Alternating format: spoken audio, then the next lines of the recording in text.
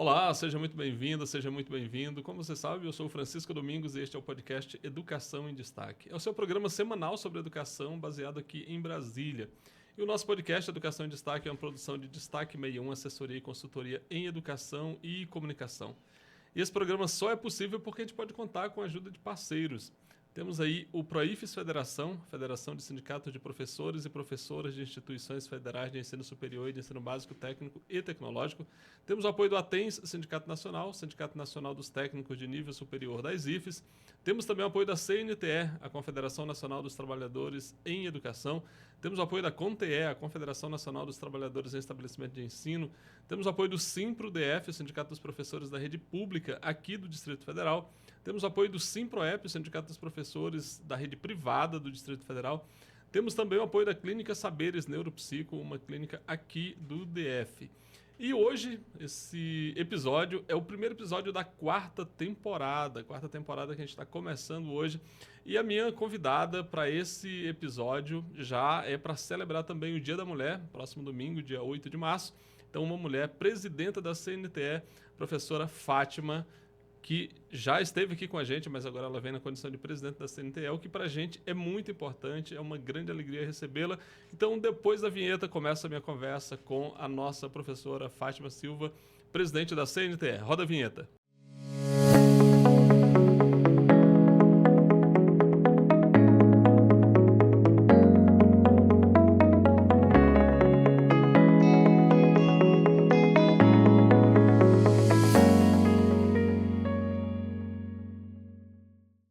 Então é isso aí. E agora, retomando aqui, professora Fátima, muito obrigado pela presença no nosso episódio. Começando aqui a quarta temporada, fiz questão que a gente começasse com uma mulher e com uma mulher empoderada, presidenta da CNTE, a confederação mais importante, certamente aqui na América Latina, de trabalhadoras e trabalhadores da educação. Então, muito obrigado, muito bem-vinda. Então, com você. Eu que agradeço, Francisco, de poder ter a honra de estar retornando, porque já estive, né, no podcast, né, Educação em Debate e tal, e debatemos naquela ocasião a educação na América Latina, porque era a posição que eu ocupava na época, e falamos um pouco de tudo e dessa educação pública que a gente tanto luta no mundo e na América Latina. E agora, o agradecimento é meu, pelo momento de estar voltando aqui enquanto presidenta eleita da CNTE há poucos dias, estar reinaugurando a quarta etapa e também nas vésperas do Dia da Mulher, né? Então, pelo contrário, eu que agradeço, é uma honra a gente poder dialogar de educação e ter mais um espaço onde nós falamos de educação, mas sobre a nossa ótica, sobre a nossa perspectiva e na disputa da sociedade que nós estamos, né, da visão e do conceito também de educação, tão disputado no nosso Brasil atualmente. Então, professora, primeiro, parabenizá-la pela vitória lá à frente da CNTE. A gente sabe que é uma entidade muito importante para o Brasil, para a América Latina. Vocês não fugiram à luta em todos os momentos necessários aí que o Brasil vem atravessando. Então, mais do que apenas representar os professores, vocês estimulam, provocam debate na sociedade sobre as questões de interesse da sociedade. Então, eu gostaria que você falasse um pouquinho sobre como se deu esse processo que levou à sua vitória agora no finalzinho de janeiro ali e passou a assumir a presidência por um mandato aí de 4 anos, então é bastante tempo. O que está no horizonte? Quais são as suas prioridades para esse período? Isso já está definido? Como é que é essa construção lá na CNTE? Olha, a CNTE ela é bastante antiga, né? Se vamos pegar em termos das organizações dos trabalhadores no Brasil. A CNTE ela vem desde a década de 40 e ela passou por diversas fases e também se readequando conforme a organização da categoria. Ela primeiro, quando ela iniciou nos anos 40, ela só representava as professoras primárias. E era claro, as professoras primárias.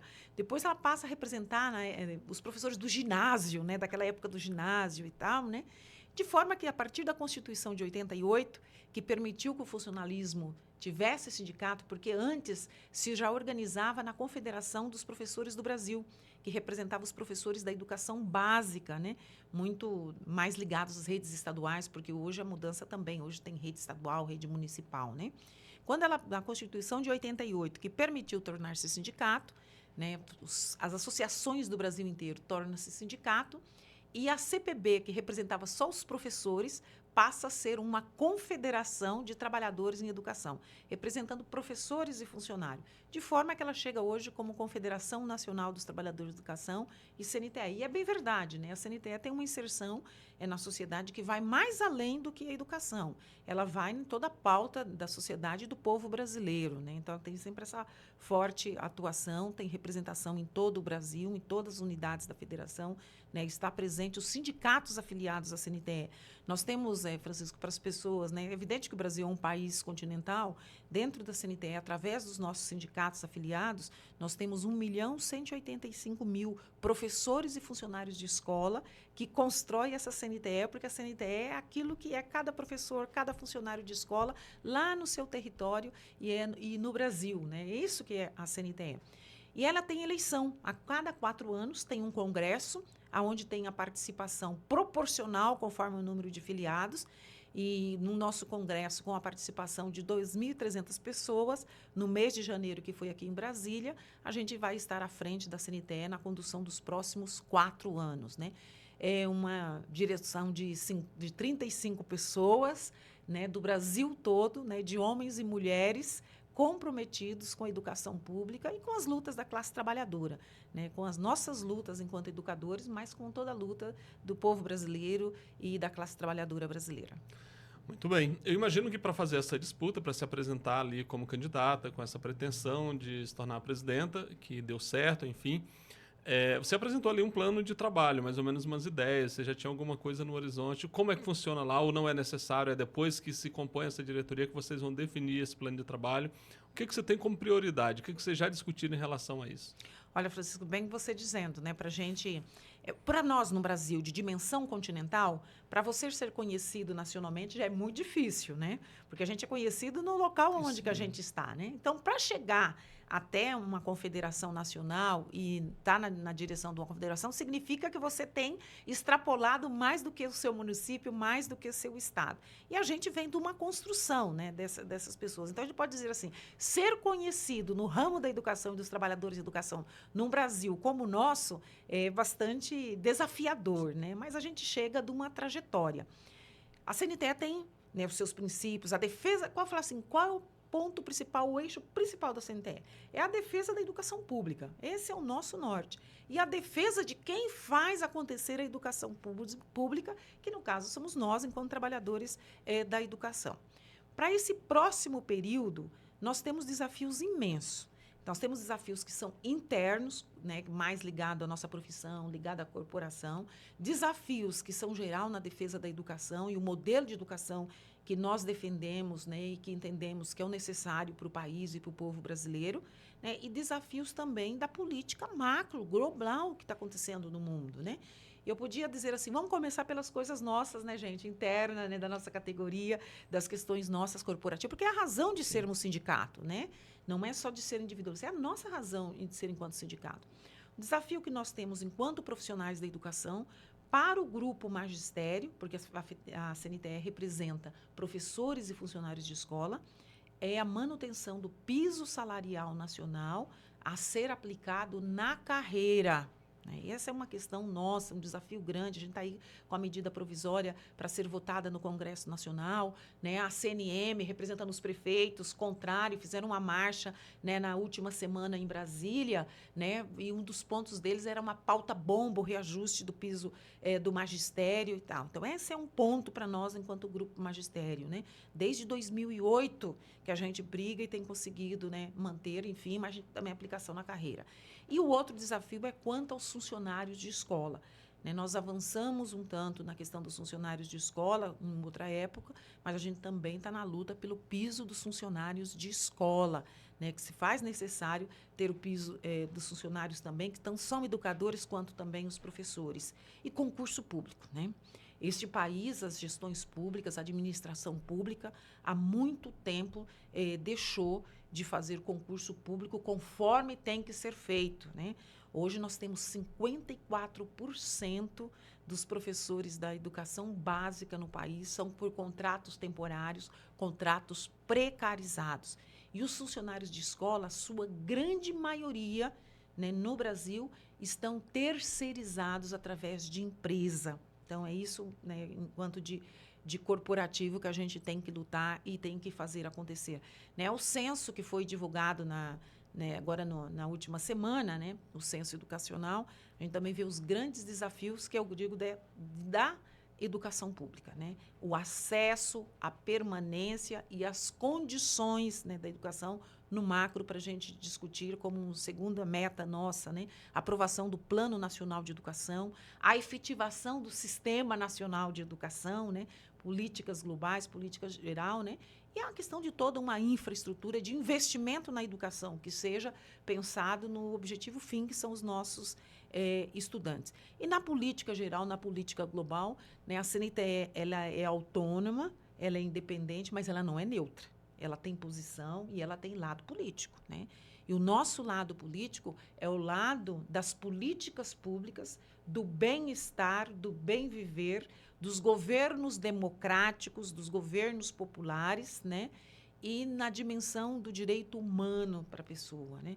Então, nós apoiamos e incentivamos e trabalhamos com o quê? Com o bem-estar promovido pelo Estado através de políticas públicas. Então, o nosso lado é no sentido de manter esse projeto de governo que está em curso, porque é esse projeto de governo que está em curso que atende aquilo que nós defendemos enquanto educação pública. Não só para a educação básica, não só para quem está na creche, para quem está nas séries nos anos iniciais, para quem está no ensino médio, mas para quem está na universidade, para a educação de jovens e adultos, né? Para a educação quilombola, para a educação indígena, né? Para as políticas afirmativas na educação de nível superior, para os institutos federais, né? Para a educação profissional, né? Então, nós entendemos isso como a nossa partida, né, no conjunto da sociedade brasileira, organizado na CNTE através dos nossos sindicatos.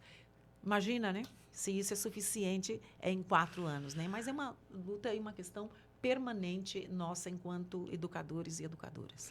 Então, você que está nos acompanhando aí já percebeu que são grandes desafios, porque a gente tem um cenário no país atualmente que, em certa medida, politicamente falando, se contrapõe a bastante desses tópicos que foram apresentados aqui, né? A questão de direitos humanos, por exemplo, a presença do educador hoje quase tutelado, porque a gente tem uma visão política que considera que a escola é um espaço de doutrinação, quando a gente sabe que isso é uma grande bobagem, mas, enfim, a gente tem isso na sociedade que se expressa no Congresso Nacional. Então, eu gostaria de saber como é que vocês pensam em fazer esse enfrentamento, porque é necessário que se faça, com essa visão de mundo que hoje é bastante presente aqui na sociedade brasileira e, como eu disse, se expressa na política, com essa concepção de que a escola teria um lado, não é? E eles chamam... Daí eles vêm com a ideologia da escola sem partido, quando, na verdade, o partido que eles querem é o partido deles, né? De aí sim doutrinar para aquilo que eles entendem como sendo o modelo correto. Então, como é que vai se dar esse enfrentamento? Olha que momento e que mundo que nós estamos vivendo, né? A escola, na educação básica, né, vamos pegar na creche. Olha que alegria da criança ir socializar, enfrentar o mundo, fazer as convivências dela, né, na infância. E como marca um professor para uma criança, né, da educação infantil, né? O professor passa a ser a autoridade que o menino chega em casa e contesta com a mãe, né, o que a minha professora falou e o que você está falando, e a criança vai pelo que a professora falou, né? Então, esse sentimento de uma ação que é educativa, profissional, mas que tem um encargado humano nisso, né? Nos anos iniciais também, né? Agora, no ensino médio. No ensino médio é das vivências e dos conflitos da juventude. É dos primeiros amores, dos primeiros desamores que você vive na escola. E a escola tem que ser esse espaço de vivência, né, que ensina mais do que aprender a ler, dividir e somar e multiplicar, né, mas dessas vivências que cada um possa viver sua experiência baseado e tal. Não cabe nesse contexto nosso uma escola militarizada. Né? Nós vimos o absurdo, né, de que aconteceu. Aliás, nós temos vários exemplos da questão das escolas militarizadas no Brasil afora, né? No Brasil afora. Mas um exemplo disso é o que aconteceu na última semana em Brasília. né, em pleno início do ano letivo, aonde como castigo e punição. Que recordação esses jovens vão levar da sua escola?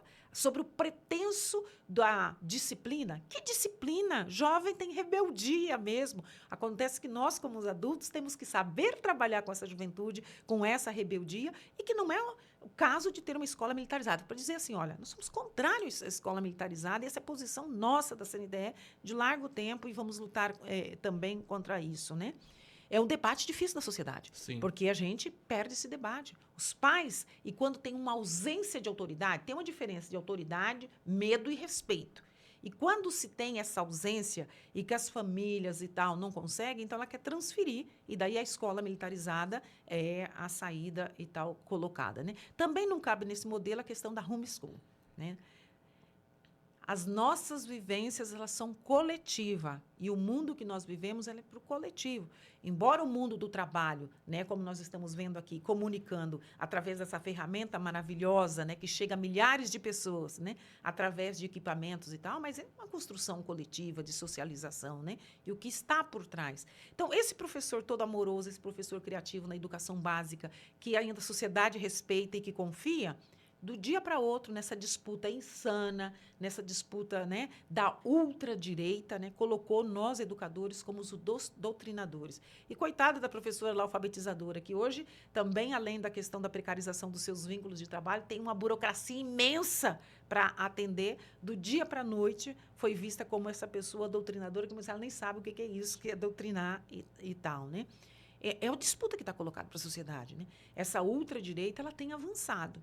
E ela tem avançado combatendo os espaços aonde se cria consciência, onde se forma, aonde se questiona, que é dentro do sistema educativo, é dentro das universidades, né, que você forma os melhores quadros para o Brasil, as melhores ideias, os melhores pensadores, né? Da onde vem tudo isso? Vem dentro dos nossos espaços educativos. E daí esse modelo de disputa coloca no sentido de combater. É um desafio que não é só da CNTE, é um desafio que a gente tem da sociedade, Sim. é um desafio dos homens e das mulheres, né, que constrói um sentido de nação, um sentido de pátria, né? É uma disputa que está se acirrando, e cada vez que chega perto do processo eleitoral aumenta muito mais, porque por trás dessas pessoas e das coisas tem uma hipocrisia, né? Que é a hipocrisia de usar da fé, usar, né, dos sentimentos para ter poder.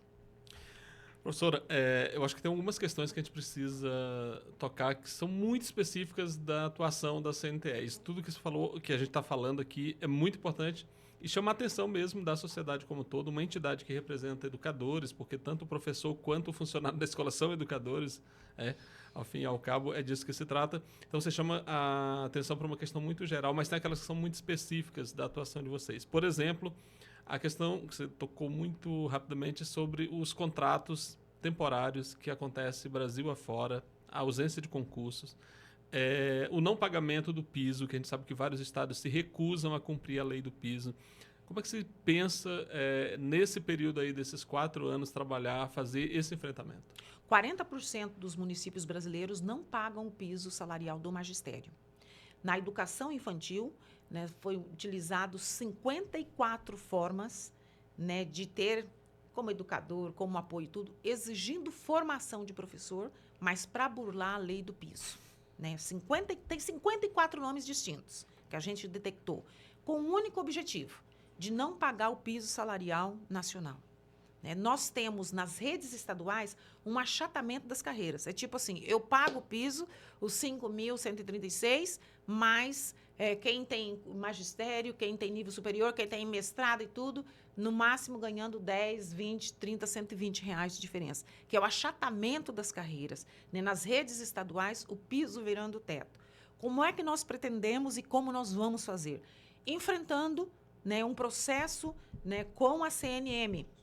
A CNM, na sua marcha dos prefeitos, que segundo eles tiveram 1.200 em Brasília, né, a pauta bomba está a questão do piso. Enfrentando, dialogando, indo para o judiciário, que a CNTE pode também fazer, quando for necessário, fazer essa luta também no jurídico, Agora, a luta é nas ruas, a luta é em cada estado, em cada município, através dos nossos sindicatos. Fazendo o processo de negociação, né? Os sindicatos têm que sentar na mesa e tal, negociar, e aonde não chegar na negociação, né? Ter os atores e tudo, e ir para o enfrentamento. E nós já vamos agora, no mês de abril, ter uma marcha nacional aqui em Brasília, no dia 15, dentro da Semana Nacional em Defesa da Educação Pública. Né? E o que tem na marcha? Contra a reforma administrativa, que daí não é o fim, é o fim do serviço público. E não é só do funcionalismo público, é do atendimento dos serviços públicos à população, pela aprovação do Plano Nacional de Educação, por concursos públicos, né, dentro da nossa agenda. Né? Não a reforma administrativa, concursos públicos, aprovação do Plano Nacional de Educação. Como que nós vamos enfrentar isso?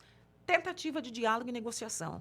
E força da mobilização, e força das ruas, e a força que a gente tem através da nossa organização, dos nossos sindicatos. Você levantou um ponto importantíssimo que já estava aqui para tocar, que é relacionado ao Plano Nacional de Educação, que foi debatido no ano passado, esse plano foi apresentado pelo governo. Na verdade, ele já deveria ter sido aprovado e está vigindo aí, não é o que aconteceu. Como é que vocês estão pensando em fazer essa discussão? Como é que a gente vai fazer isso avançar no Congresso para ser aprovado o quanto antes, para que o país não fique sem uma referência, né? Porque o Plano Nacional de Educação, no final das contas, é isso, é uma referência que você tem ali para um segmento durante o período de 10 anos. Como é que a gente vai fazer isso avançar? Olha, diz que o nosso ditado aqui no Brasil é assim, que tudo começa depois que termina o carnaval. Então, passou o carnaval, né? Está no Senado, né? O projeto, a gente espera que tenha na relatoria aí, né, da senadora Teresa Leitão, enfim, tenha o senador ligado conosco enquanto da educação. Como que nós pretendemos disso? Mobilização para que se vote. O projeto que chegou no Senado, nós apoiamos o projeto, temos alguns pontos para ser aperfeiçoado e que vamos conversar, né, com quem for o relator e conversar com os senadores. O que nós vamos fazer é pressão para que essa agenda aconteça, que seja pautado no Congresso Nacional, porque logo tem um período eleitoral, né, e o período eleitoral, na verdade, praticamente o Congresso, enfim, o Senado para. Então, nós estamos, né, vamos agilizar no sentido de pedir que seja pautado a votação do Plano Nacional de Educação, né, mobilização para isso. Né? E não podemos ficar sem. Né? Tem todo um processo conduzido pelo Ministério da Educação, já de discussão nos estados e municípios, construindo os planos municipais, estadual de educação e o nacional aqui parado. Né? Então, tem de ter a votação. Né? Presidente, uma curiosidade. Na eleição de 2022, os trabalhadores da educação conseguiram eleger uma senadora. Né? A gente tem a senadora Teresa Leitão, lá de Pernambuco, que tem essa relação com a CNTE, uma defensora da educação assim para valer mesmo, nessa perspectiva que a gente acredita. Para esse ano, como é que vocês estão organizando? Tem pré-candidatos aí já colocados nos estados, seja deputado federal, deputado estadual e até mesmo senador? Como é que está isso? Nós temos um grande orgulho, né? A senadora Teresa Leitão, ela é da CNTE, ela foi diretora, dirigente da CNTE, presidente do Sintep, do sindicato lá de Pernambuco, né? Professora primária e tal da educação básica, né? Que se soma a outros que são professores que estão lá, né? Mas a senadora Teresa Leitão é nossa, da CNTE, e vem dessas lutas todas, né? Que se soma com outros que fazem parte, que defende a agenda da educação. Sim, nós temos candidatos no Brasil afora, vários candidatos a deputados estaduais, vários candidatos a deputados federais, e Senado também temos candidato e tudo. E nós tiramos o nosso Congresso, né? Incentivar, né, mobilizar em torno dos candidatos que defendem a educação pública, na nossa perspectiva. Né? Queremos ter mais gente nos estados. Hoje a gente já tem alguns deputados eleitos nossos que saíram do movimento sindical, né? E queremos ter no Brasil inteiro menos um parlamentar que seja ligado aos nossos sindicatos, ligados à educação pública. Né? Porque o sindicato ele vai até um espaço, sim, o parlamento vai em outro. Né? E a gente tem que entender que essa disputa no parlamento ela é muito importante. Como também tiramos que nós vamos apoiar esse projeto que está de governo no Brasil, né? A nossa decisão de apoio à presidência, à continuidade da presidência do presidente Lula. Né? Nossa chapa teve 93%, quase 94% de aprovação no Congresso da CNTE. Um dos pontos que nos uniu foi no sentido de avaliar que hoje a disputa é com uma ultradireita. E o nome que nós temos, que representa o que nós defendemos, é o nome do presidente Lula. E então, isso já é uma deliberação do Congresso. É uma deliberação nossa, né? Nós sabemos de toda a lei eleitoral, mas a militância da CNTE, né, a militância dos nossos sindicatos afiliados vai estar defendendo a continuidade desse projeto e de governo para o Brasil. Muito bem. Presidenta, nós estamos aí muito próximos do 8 de março, Dia Internacional da Mulher, onde normalmente o pessoal distribui aí umas flores, umas caixinhas de chocolate e tudo mais. A gente sabe que as mulheres gostam disso também, mas não é só isso. É um momento, né, para reflexão. Não é só um dia, é uma semana, é um mês, é o ano, é a vida toda de reflexão sobre as condições das mulheres. Eu gostaria que você falasse um pouquinho para a gente como que a CNTE trabalha essa data e esse protagonismo das mulheres, que essencialmente o que a gente tem no Brasil, na educação, né, na docência, no ensino básico, a grande maioria certamente é formada por mulheres. Então, como é que é lidar com esse cenário em que a gente tem tantos desafios colocados para a questão feminina no Brasil? A base da CNTE e a educação básica, sua grande maioria é mulher, né? Nós vamos pegar as séries iniciais, nós somos 80%, né? Vamos aumentar um pouco mais no ensino médio. E também a eleição da gente carrega uma grande esperança. Eu sou a segunda mulher a ser eleita presidenta da CNTE, né? Então tem um simbologismo muito forte e, assim, uma responsabilidade, né? Eu recebo nas redes, olha, eu sou professora em tal lugar, fiquei muito contente quando eu sabe. Então tem uma simbologia, né? Porque a gente sabe do quanto que as mulheres chegaram nos espaços que são de decisão, qual é a trajetória e de toda a dificuldade. Mas, como bem você falou, né? Dia 8 de março é o Dia Internacional dedicado, né, às mulheres, né? Eu gosto de flores, amo planta, gosto de bombom, gosto de tudo. Mas é sempre bom a gente lembrar que o 8 de março ele veio em função da luta das mulheres, das operárias norte-americanas, né, que foram queimadas e tal, enfim, no processo de greve, né? Agora, o capitalismo ele é isso, ele se apropria dessas datas e tudo, né, para fazer o seu comércio e para fazer o seu negócio. Então, se for feito o seu comércio e o seu negócio, que seja levado em conta o que realmente é o 8 de março, né? É sobre as mulheres e é sobre a vida das mulheres. E para nós, no Brasil, né, nessa brutalidade, nós fechamos o ano de 2025 com um ano com mais mortes de mulheres no Brasil. Foram 4 mulheres assassinadas, vítimas da violência, do machismo, do patriarcado, né? No ano passado. Se a gente pegar, né, o número, foram 4 mulheres assassinadas por dia, assassinadas por seus amores, né? Por seus companheiros, né? Na sua grande maioria, Olha que absurdo, né? E nós também já inauguramos o ano aprendendo algo mais, né? Que é sobre a questão da violência vicária, né? Com o brutal crime que aconteceu em Goiás. Mas já tivemos crime nesse sentido também, foi no Pará, né? Até onde uma delegada, né? O marido e tal, num processo de separação, fez o mesmo, né? E outras quantas a gente está vendo, né? De pais, né? Matando o filho, ora por pensão, ora de, né? Que é a questão da violência vicária, que nós aprendemos um pouco disso, e que tem já um projeto de lei, Francisco, aprovado na Comissão de Mulher, né, para pôr na Comissão da Mulher no Congresso, né, para vir incorporar a violência vicária na Lei Maria da Penha. Então, se para você esse termo é novo, violência vicária diz respeito àquela situação em que o marido ou companheiro, enfim, acaba matando os filhos, fazendo os filhos, eliminando os filhos ali como forma de impor um sofrimento à mulher. Muitas vezes deixa a mulher viva para levar, é o que aconteceu no caso do Pará, por exemplo, aquela delegada conta a história, o marido mata os filhos e deixou a mensagem lá, você vai carregar essa dor para sempre. E a gente começou o ano de 2026, infelizmente, com essa situação de Itumbiara, aqui em Goiás, onde um homem vai lá e elimina os 2 filhos, depois tira a própria vida. E aí uma parcela da sociedade passa a culpar a mulher, como se ela fosse responsável pela tragédia. Então, quando está falando de violência vicária, estamos falando disso. É um termo novo que, infelizmente, entra para o nosso universo, para o nosso repertório, para tratar sobre a tragédia. Tragédia que afeta diretamente a sociedade como todo, tendo as mulheres como protagonistas. Então, e considerando isso, que a escola é esse ambiente onde as mulheres estão, a maioria das educadoras é mulher, como mudar essa sociedade? Porque a gente sabe que a educação, a escola é um espaço que permite esse tipo de discussão, é onde essa discussão também deve acontecer. Como fazer esse debate? Nós vamos ter a Semana Nacional em Defesa da Educação Pública, do dia 13 ao dia 17 de abril. Nós vamos dedicar um dia exclusivo para discutir a questão do feminicídio com os nossos estudantes. Nós já estamos soltando material nos próximos dias e tudo, de orientação para os educadores, e estamos propondo um dia, né, de debate nas escolas sobre essa questão, né? A escola, ela não vai resolver e criar na questão da violência, mas a escola, a educação é um espaço para tudo, né? É um espaço para tudo, né?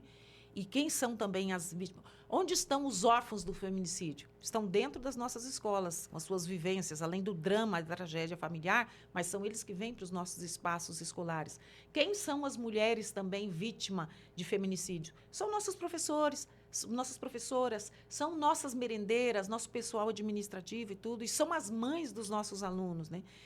Trazer para o ambiente escolar esse debate não é só fazer um dia, é ter prática onde os meninos e as meninas se respeitem entre si e que a gente tenha também ambientes de convivência. Mas por que a gente fala, mas por que aumentou tanto o crime de feminicídio?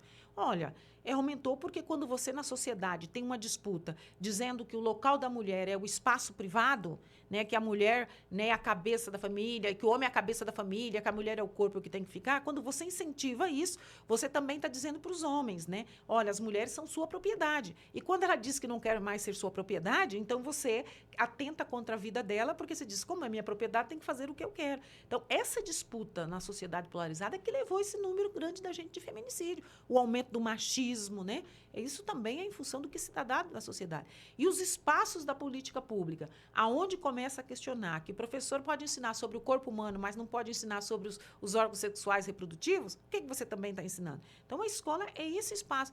E nós, o Ministério das Mulheres também, né, nós vamos estar conversando com o Ministério das Mulheres e também com o Ministério da Educação, não para criar mais uma disciplina, não, mas perpassa pelo conjunto das disciplinas que está colocada dentro da escola, de fazer um ambiente de respeito e de trabalho também com os sentimentos de meninas e de meninos. Essa é a contribuição que a gente tem que fazer. Agora, a disputa, ela não está dentro da escola. A escola é um espaço para você trabalhar essa questão. Ela está fora, nessa disputa colocada da ultradireita, querendo voltar a mulher para um espaço que ela já avançou e que ela já conquistou, né? E de não respeito, o sentido da propriedade, né? Bem capitalista.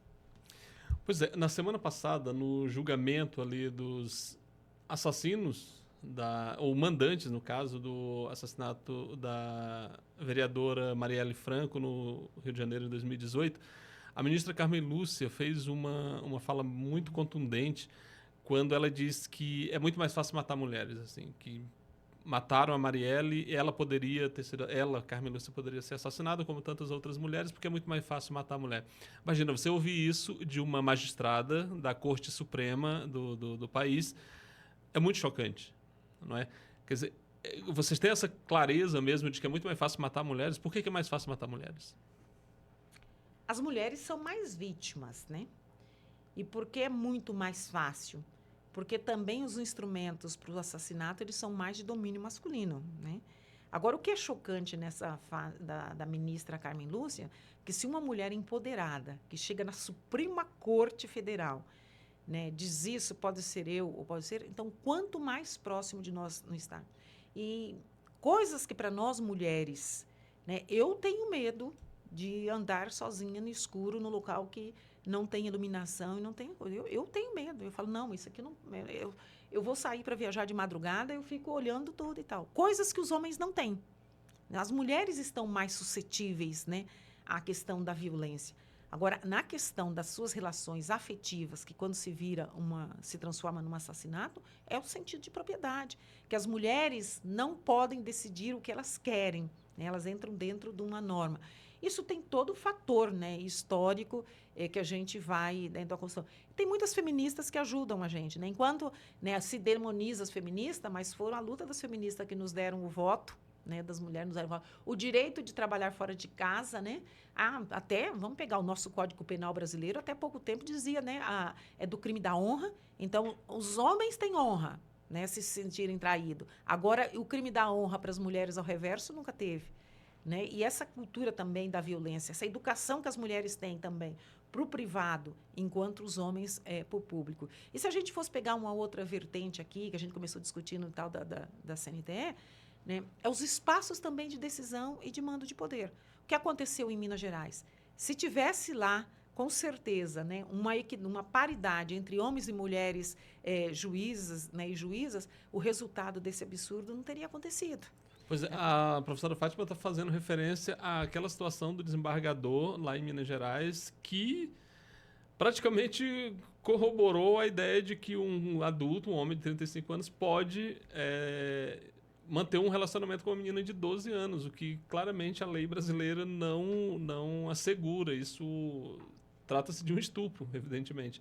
E aí o desembargador lá em Minas Gerais, também, decisão da semana passada, absolve esse cidadão de 35 anos e praticamente colocando a menina numa condição de como se ela pudesse consentir essa relação. Então, é isso que a professora faz referência. Se aquele tribunal tivesse na sua composição a maioria de mulheres, certamente absurdos como esse não aconteceriam. Exatamente. E aí você tem razão. Total. E o papel que isso faz o gancho com aquilo que nós estávamos conversando anteriormente, né? O papel da escola e o papel da educação. Sim. Foi a escola que viu a situação. Exatamente. E a escola que denunciou.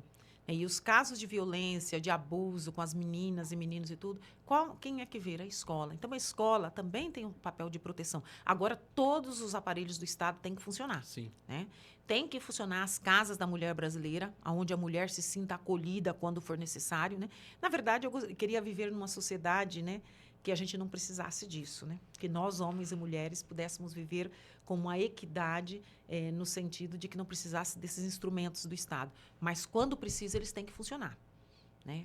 As medidas protetivas têm que ser efetivadas, têm que funcionar e o Estado tem que garantir.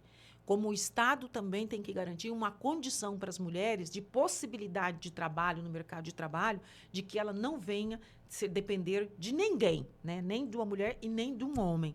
Isso também são políticas do Estado que têm que ser fomentadas. Então, a política de Estado também tem que ser fomentada, das mulheres ter acesso à moradia pública também, financiamento mais para as mulheres, né? Condições com que as mulheres se empoderem no sentido de não necessitarem que a violência patrimonial não esteja permanente também. Então, é um conjunto de ações e de políticas da sociedade que tem que trabalhar. Eu preciso falar assim, qual o principal problema nosso das mulheres hoje no Brasil? É a violência de gênero, né, somada ao mercado de trabalho. Né? As mulheres ganham menos que os homens ainda hoje. Né? E daí você tem a lei, então é fazer cumprir, acontecer a lei. Então, quando eu digo dos instrumentos de Estado, é tudo o que tem de proteção, né, no conjunto do arcabouço da vida das mulheres e na vida das pessoas. Eu acho que um ponto importante também que a gente deve levar em consideração é o fato de que se hoje a gente fala mais sobre violência contra as mulheres, não quer dizer que no passado não havia. Havia muita violência. O que havia era muito silenciamento. A mulher estava em casa, trancada, cuidando de filhos, sem ter nenhuma perspectiva de vida fora daquele ambiente. Então, isso é em si uma violência. E era o que a gente tinha muito fortemente no passado. Agora, não, as mulheres descobriram que elas podem lutar pelo espaço delas, e aí, à medida que você luta, você tem que lutar contra alguma coisa. E aí é contra essa estrutura cultural, patriarcal, machista, que é também em si violenta, sempre foi, e precisa ser combatida. E a escola é um espaço, e nós temos aqui você fazendo esse enfrentamento, assim como tantas outras mulheres, e por isso a gente é muito grato pela sua presença aqui hoje, trazendo essa reflexão nesse dia tão importante. Eu que sou imensamente grata da gente poder, né, tantos assuntos que nós podíamos colocar, mas nesse ponto que você coloca, Francisco, para a gente dizer a importância da participação nos debates de decisão. Essas políticas que o Estado brasileiro e que o mundo começou a questionar em relação às mulheres, elas foram construídas na Conferência Mundial de Beijing. Como nos empoderou? Eu era jovem na época, né, mas como nos empoderou e fez começar a gente ter essa análise do nosso papel enquanto mulher, que foi as nossas bisavós, as nossas avós e as nossas mães mesmo, hoje para nós, para as nossas filhas, para os nossos sobrinhos e da geração que vai vir. Né? Então, dessa participação, da importância, e as ruas, né? O movimento de mulheres que conquistaram, né, esse espaço que nós estamos, e nós vamos seguir, né, e construindo. Agora, não tem isso que todos os homens são violentos, todos os homens são machistas, todos os homens fazem parte do partido. Não tem, não são todos assim. Né? Não são todos, mas a gente quer que seja o normal para toda a sociedade. Então é isso, muito obrigado. E para você que ficou com a gente aqui até agora, obrigado aí pela companhia. Compartilha esse conteúdo aí nas suas redes sociais. Aí só lembrando, a CNTE tem um site muito, muito interessante, muito rico em conteúdo. Eles publicam, inclusive, uma revista chamada Mátria.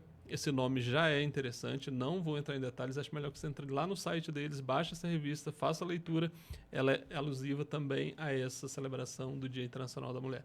Então, é isso aí, muito obrigado, até a semana que vem. E esse programa eu dedico a todas as mulheres, começando aqui pela professora Fátima, e dedico a minha esposa, Tiziana, e a minha filha, Laisa Maria, que estão acompanhando também. Obrigado, beijo para vocês e para você que ficou com a gente até agora. Muito obrigado, até a próxima semana. Grande abraço. Até lá. Tchau, tchau.